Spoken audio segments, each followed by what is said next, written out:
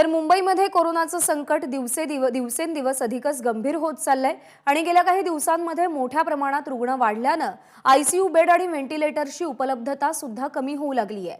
या पार्श्वभूमीवर मुंबई महापालिकेने गेल्या काही दिवसांमध्ये 3000 बेड्स वाढवलेत। एकीकडे मुंबईमध्ये केवळ 9% आयसीयू बेड आणि 8.3% व्हेंटिलेटर्स उपलब्ध आहेत।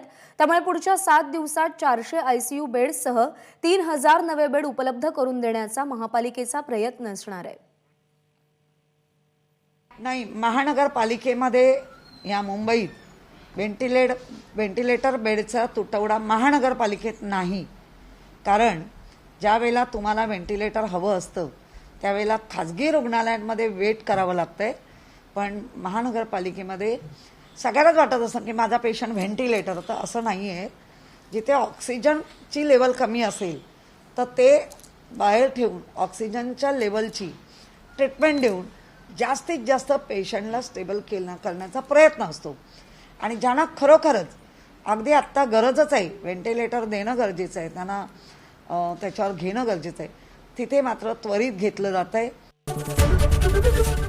एबीपी माझा, उघडा डोळे बघा नीट।